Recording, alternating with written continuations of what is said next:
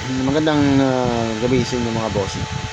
So, na ito nga pala yung ginagawa natin na IGBT type 16 MOSFET 80 ref 70 mga bossing.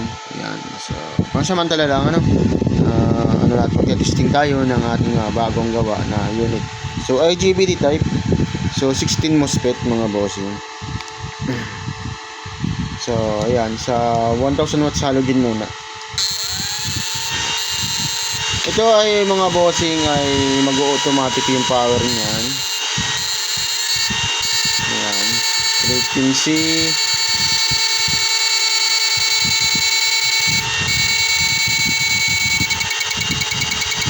Flip-flop.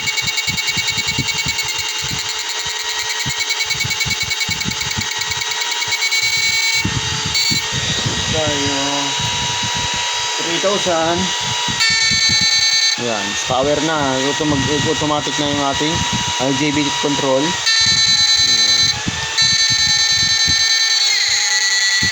Low.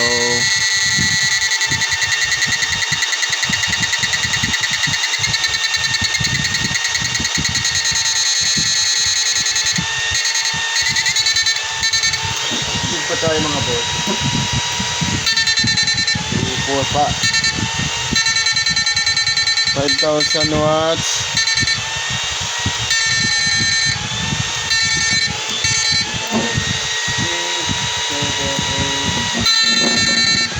Eight.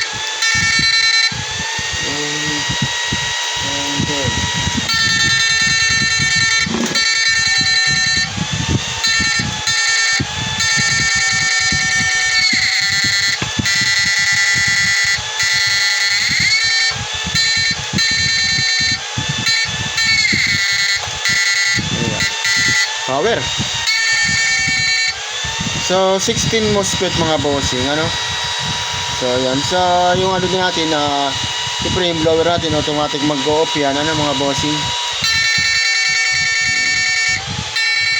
Nung sa naghahanap po ng aparato na pwede po sa alat, sa tabsing, sa tabang, yan po mga bossing.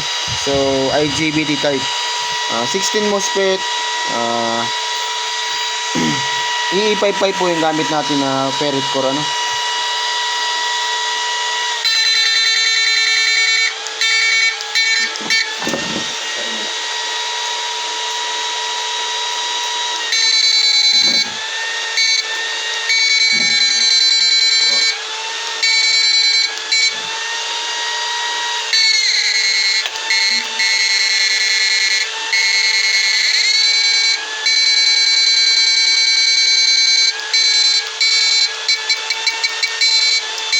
flip-flop.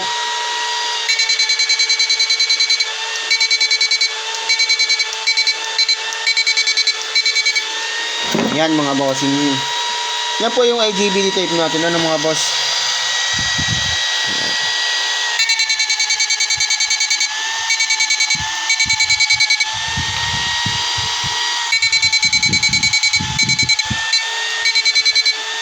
Gawin lang natin na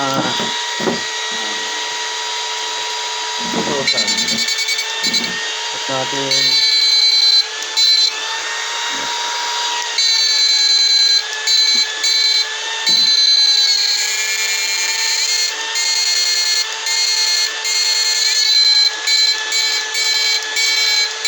yan mga bossing.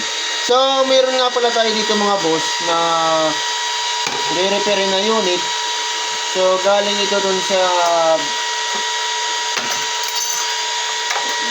paglit lang. Meron sa atin papa-repair ng unit na ito mga boss. IGBT type yun, pero hindi ko ito gawa ito ng ibang maker so sablay yung pagkakagawa. So yan, nag-iinit daw na maigi yung tapos nawala na yung kuryente. So ayo re-repair natin yan. So ayan.